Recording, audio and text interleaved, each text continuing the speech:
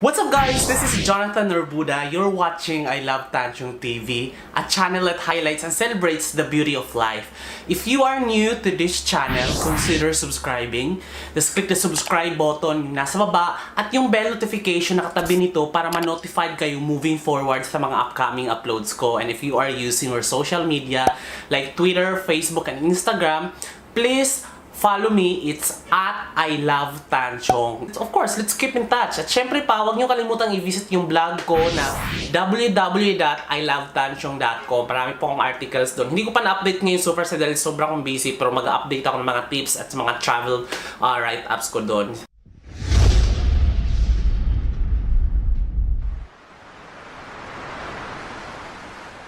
So ngayon, welcome back guys! Last na sinare ko sa iyo ay yung vlogger's gear ko. So ngayon, ang isi-share ko naman sa inyo ay itong vanity set ko. Honestly guys, speaking, yung hygiene ko talaga, if we're gonna measure this 100%, siguro mga nasa 50% lang yung pagiging hygiene ko. Poor hygiene po talaga ako kasi yung lifestyle ko kasi on the go ako, cowboy ako, kahit saan mo ako hilahin, pwede. So, hindi na ako ganun ka nag-allocate ng time for like cleaning myself. Basta makaligo lang ako, okay na ako. Pag nakapagpagupit ako, okay na ako. Kaya hindi ako ganun talaga ka-specific sa itsura ko. So ngayon, papakita ko lang sa inyo, simple lang talaga guys. Hindi naman ako beauty vloggers, pero papakita ko lang sa inyo para at least alam nyo rin kung ano yung mga ginagamit ko na set. So syempre, kailangan natin maligo, di ba? So yung paliligo talaga, simulat bata pa ako, ito na talaga yung ginagamit ko guys. Ayan, safeguard siya. So yung safeguard na to, talagang iba-iba yung mga gawa nito. May mga pink, green, ganyan. Pinaka-favorite ko talaga yung parang pag summer yung lumalamig. Yan. Pero ngayon, pink yung ginagamit ko. Pero hindi ako nagbabago ng sabon.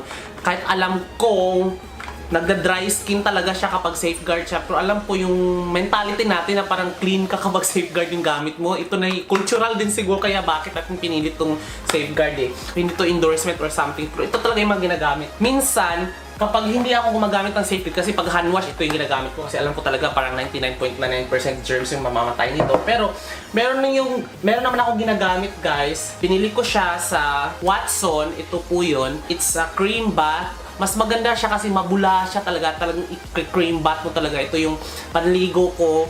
And hindi siya masyadong harsh sa skin kasi parang simpleng pampabula lang siya. Hindi din matapang yung amoy niya na mag-relieve sa'yo ng amoy. Kasi at least, pwede mo siyang takpan ng perfume. So ito parang normal lang yung amoy. Ang amoy nito ay lilac seaweed. Para siyang violet. Ang bango niya guys, check nyo sa Watson. Sa shampoo naman, yung shampoo kong ginagamit ngayon ay sa Watson din. Medyo mura lang kasi siya eh. Parang 150 lang yata to. So ito yung nabili ko. Watson Smooth and Silk Nourishing. Ang ano naman niya is jasmine. Yan. Tapos, meron din akong nourishing shampoo, aloe vera naman siya. Ganyan. So, maano talaga, sobrang kasing dami talaga akong dandruff. So, gumagamit din ko ng Head and Shoulder or yung mga anti-dandruff na shampoo kapag nagbibuild ako ng dandruff, pag yung scalp ko talagang nagda-dry. Pero, sabi nila stress daw yun kasi kahit anong gawin ko, sabi nila fungal, naglalagay na ako anti-fungal cream, wala pa rin. Pero sabi naman daw, lifestyle daw yung kailangan na daw ako pahinga. Yun, healthy lifestyle, okay naman, wala na akong dandruff masyado kapag dito na lang sa gilid. Yun, kaya ang ginagamit ko talaga is yung mga hindi masyadong matatapang na shampoo. Yung mga parang simple lang, para malinis lang talaga.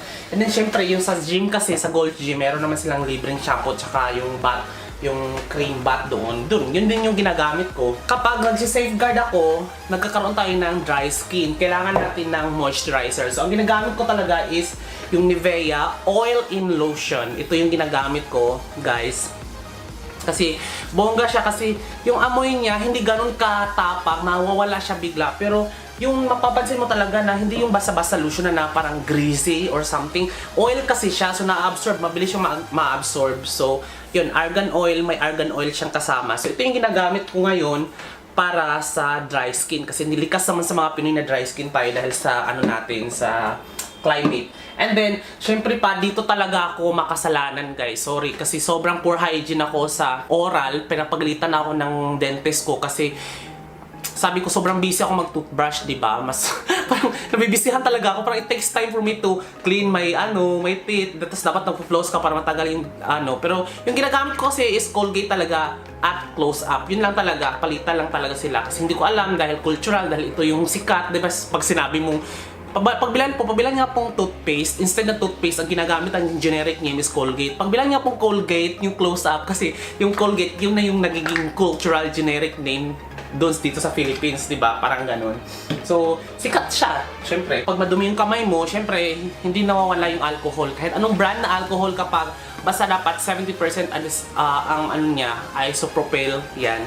Para at least, malinis yung kamay mo. Tsaka parang yung, pag kumakain ka, yan, nag-alcohol talaga ako ganyan. So, yun.